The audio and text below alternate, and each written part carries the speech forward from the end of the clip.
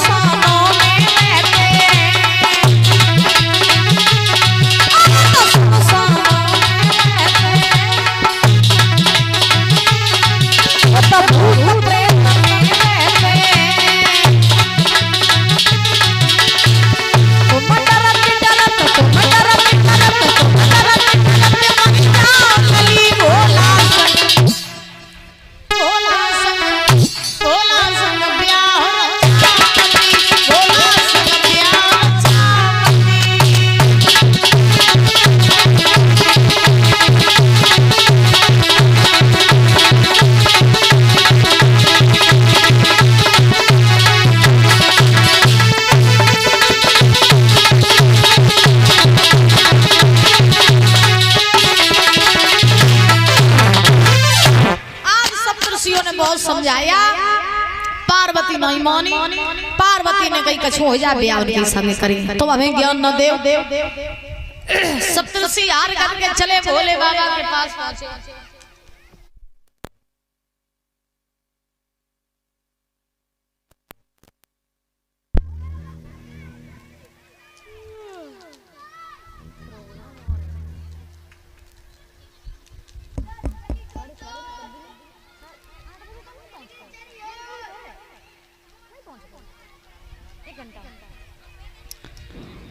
Hello hello hello बोलिए गोविंद भगवान की। तो आज देखिए क्या हुआ, सप्तऋषि वहां से चले आए भोले बाबा के पास में आए कि सप्तऋषि बोले बाबा पार्वती बहुत कठिन तपस्या कर रही हैं और उन्होंने ये संकल्प लिया है कि वो शादी सिर्फ और सिर्फ आपके ही साथ करेंगे। हमने बहुत समझाओ लेकिन बे नहीं मानी, तो तुम अब उनकी ज्यादा परीक्षा न ले, फूल से खेलवे वाली बिटिया है, जा ब्याह कर ले जा। तो भोले बाबा बोले हम ब्याह कर लिए लेकिन अब नहीं, जब सही समय आई है तब उनके संग में हम शादी करेंगे। तो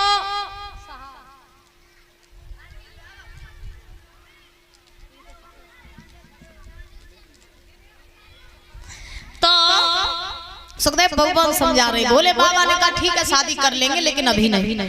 आज उसी समय महाराज हुआ ये कि भोले बाबा जो है ये पुनः समाधि में लीन हो गए।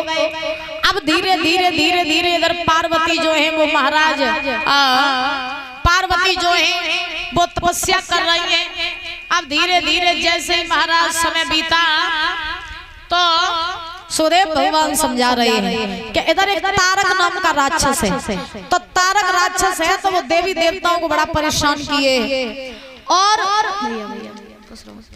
और महाराज उस राक्षस को ये वरदान लगा है कि भोले बाबा की पहली संतान जो होगी वही उस राक्षस को मारेगी।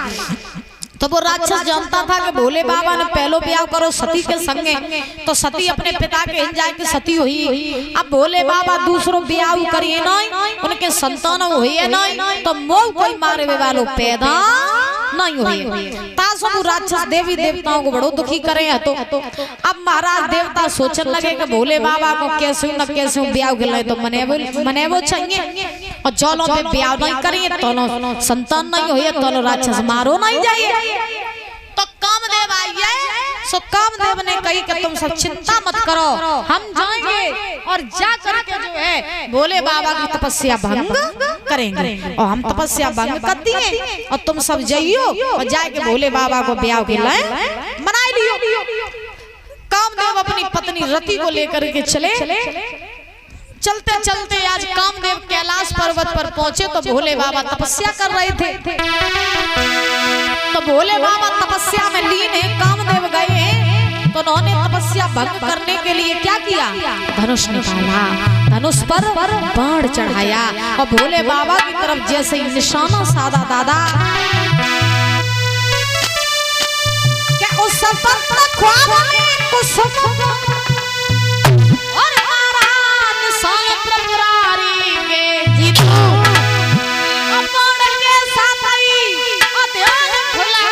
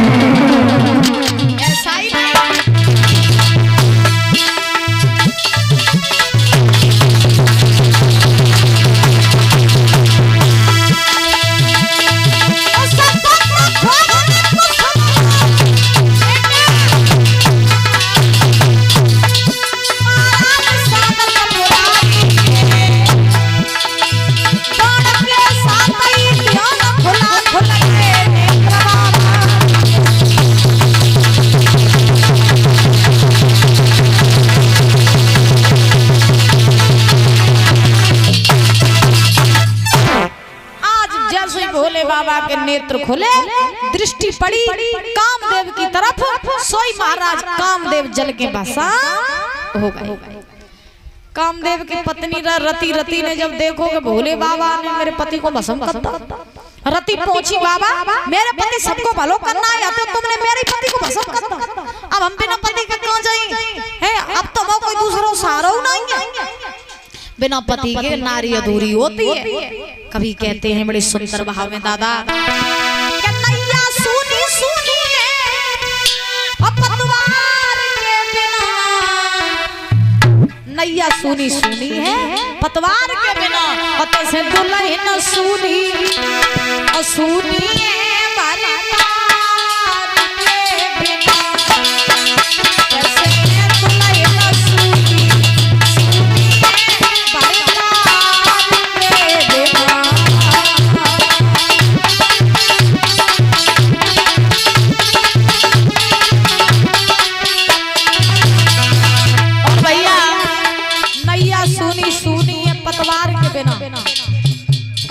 दुल्हन सूनी सूनी है भरतार के बिना। और सुनो, राखी तो कलाई बिना, नंद तो भौजाई बिना, ठंड तो रजाई बिना, सूनी सूनी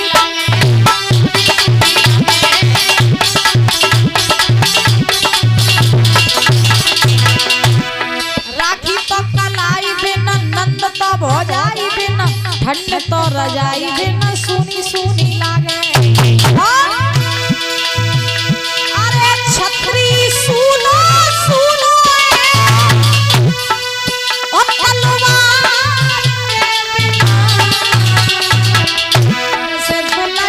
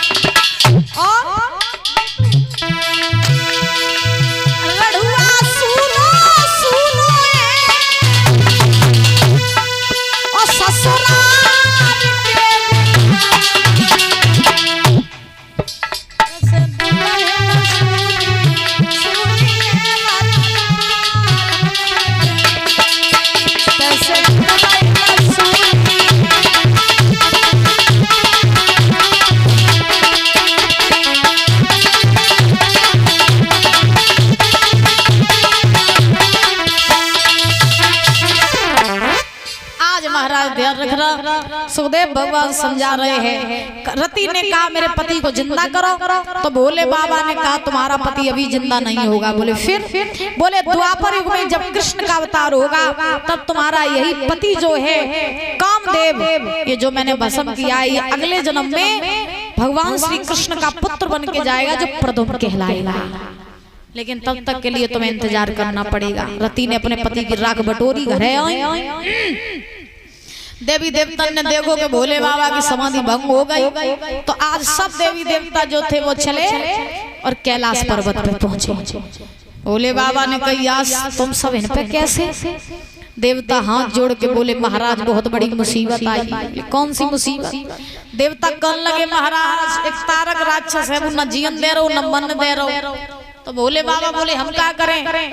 तो बोले सब कछु है तो तुम्हारी हाथ में। बोले कैसे? तो देवता कहने लगे महाराज जब तो तुम दूसरों ब्याह नहीं करियो और तुम्हें संतान नहीं हो तो राक्षस मारो नहीं जे, तो तुम दूसरों ब्याह कर लियो, दूसरों ब्याह कर लियो। भोले बाबा कहने लगे और पहलो ब्याह करो तो सती के संगे जो अपने बाप के हिंजा सती होती, अब दूसरे संगे ब्याह करे तो बेजने कहाँ जाके सती हुई। तासो हम अकेले भजन कर रहे हैं, वो अकेले ही रहने दो। जीवन है सही बताए ना तो अकेले ही रहो, क्योंकि इस संसार में ना खुद से अच्छा दोस्त कोई नहीं। और संसार तो वैसे झूठा है ही है ना। और संसार से जितनी ज्यादा उम्मीदें लगाओगे उतना ही ज्यादा कष्ट मिलेगा। ये बात बिल्कुल सत्य है। जितनी संसार से उम्मीदें हैं उतने ही इंसान के ऊपर कष्ट है। तो अकेले हो तो और ही बढ़िया, को घेर घार के ब्याह फ्याह हो जाए तो फिर बंद ही रह जाए। अच्छा आदमी को जब ब्याह होते हैं तो बाकी जिंदगी कैसी हो जाए जैसे भैंसिया की सांकर खूंटा में डाल दे क्यों। और जो लोग ब्याह न होवे तो लोग आजाद पंछी बने आकाश में चेकों घूमो चे जितो कमा चे जितो गवा, नो टेंशन। और अगर ब्याह हुई हो घर में घरवाली आई तो फिर वो छाती पे चढ़ के हो रही है। अगर पड़ोसन के दूल्हा ने 5,000 रुपया की साड़ी ले बाई और तुमने अगर देख ली तुम्हारा दूल्हा भले महीना में 10,000 रुपया कमात हो, लेकिन जो 5,000 साड़ी ले बाई नहीं तो नर पे चढ़ी रही।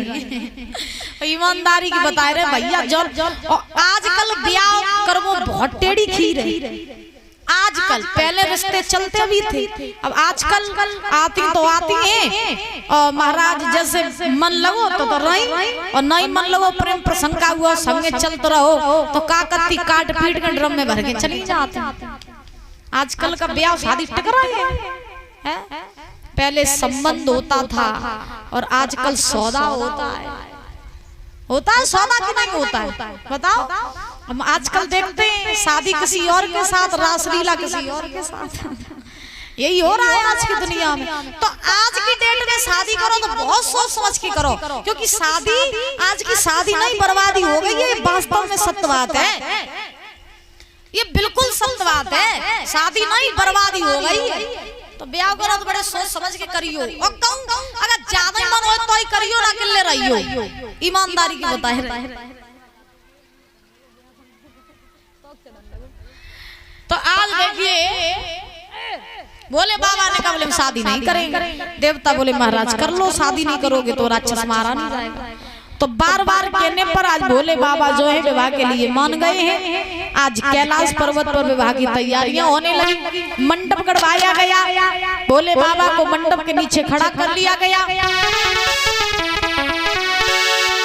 देवता भोले बाबा को तैयार कर रहे हैं और देवियां मंगलाचार कर रही हैं। कैसे के पर्वत पे छाई बाहर के भोला कितने सजाया, पर्वत पे छाई बाहर के भोला कितने सजायो रे।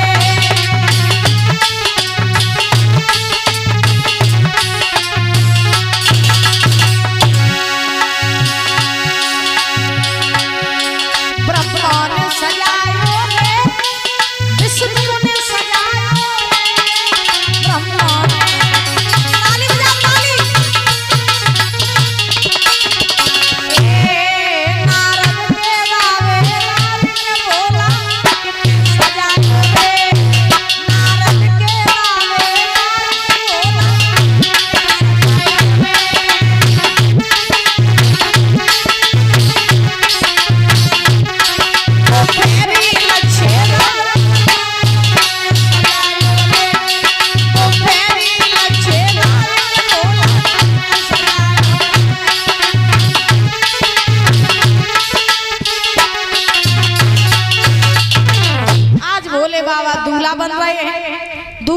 कैसे बने? हल्दी की जगह भोले बाबा ने मुर्दों की राख लगाई, माला की जगह लंबे लंबे सांप डाल लाई, कंगन की जगह छोटी छोटी नागनियों को पकड़ा लपेट लिया, ऊपर से बिच्छू लगा लिए। ऐसा भयानक रूप बनाया कि क्या बताएं। देवता बोले महाराज ऐसे दूल्हा बन के जाओ तो कोई बिटिया ब्याह नहीं करे नगर में तो बजाए दाई जाओ, तासुनी की तरह चलो, अच्छे दूल्हा बन जाओ। बोले बाबा बोले लेवाई चलो तो लेवाई चलो ना, हम तो चले समाधि लगा। देवता कहने लगे पहले तो कामदेव भस्म भाई, अब कोई ये सो नहीं जो की समाधि तोड़ पाए, एक नहीं अगर जब बैठिए मौन होके तो काऊ की हिम्मत नहीं जो के ढींगा पहुंचे। अब महाराज ठीक है जैसो तुम्हें सही लगे। अब बोले बाबा तैयार भाई, देवता कहने लगे चले। अब कैसे, अब का रही हो? अब महाराज जवाब दिया, बोलिए गोविंद भगवान की।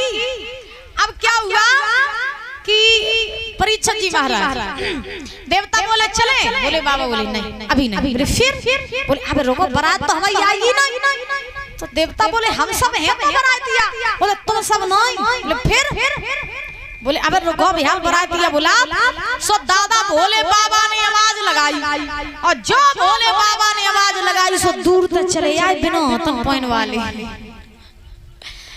महाराज भूत। और जो महाराज दूर से भूत चले आए तो हुआ क्या कि आज महाराज सुखदेव भगवान समझा रहे हैं राजन परीक्षा, बड़े बड़े दौतन वाले, बड़े बड़े बहन वाले, और महाराज काऊ के शरीर में आंखें हैं तो आंखें ही आंखें, काऊ के शरीर में हाथ हैं तो हाथ ही हाथ, पायन को पता ही नहीं। भूत प्रेत शोर मचा आए।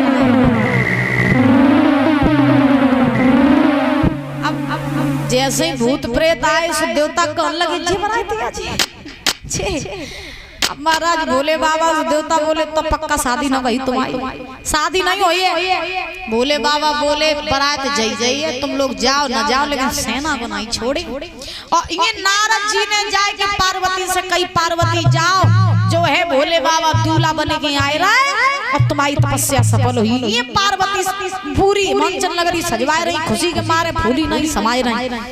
और ये भोले बाबा चल भाई, देवता कहने लगे तो रुको, जब बारात तुमने तैयार करी आगे आगे हम जाइए, बीच में जे भूत जाइए, आगे एक और भूत पहुंचियो तो हम तो बरो कोई नहीं।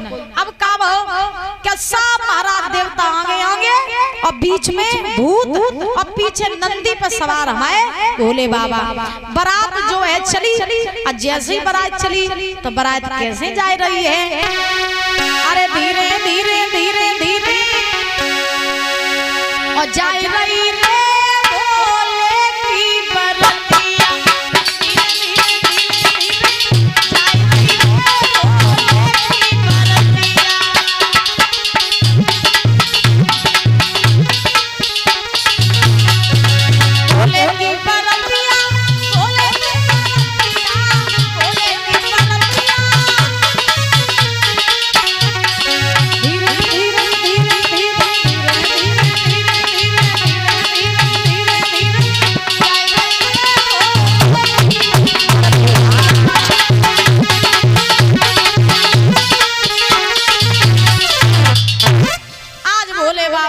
दूल्हा बन के चले।